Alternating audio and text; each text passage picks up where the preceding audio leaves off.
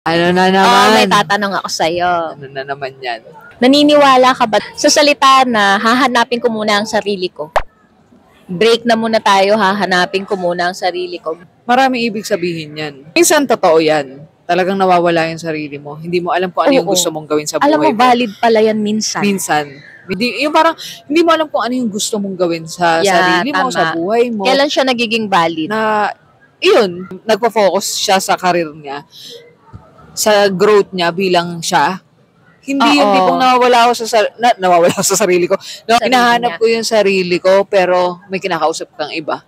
Nagiging valid siya pag ang focus mo talaga is yung career growth mo or ikaw mismo sa personal mo Oo. na meron kang gustong i-push Yung parang meron sa siyang goal. tina-target. Oo, may goal ka na gustong na nako-compromise yung relationship natin. Parang Halimbawa, ganon. yung gusto niya ng promotion sa trabaho.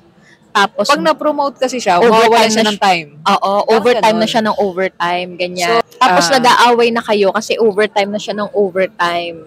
Although nakikita mo, sa isang banda, sa career niya, oo nga naman, nag-grow Umangat siya. naman siya, oo, Tama. parang ganon. Tapos parang naggugulo na nung relasyon, yung career growth niya. Ganun ba? Oo, parang ganon. Parang nag-end up siya sa hanapin ko muna yung sarili ko. Kasi meron siyang desisyon na kailangan gawin Mm-mm. na dapat wala ka muna.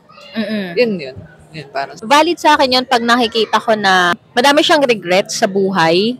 Halimbawa, yung marami siyang mga kung sana, ganito lang, kung sana. Halimbawa, kung sana nakapag-training ako ng ganito, kung sana nandun muna ako sa magulang ko. Ang dami niyang sana na parang, ang dami niyang hindi nagawa na parang napepending nang dahil sa relasyon namin.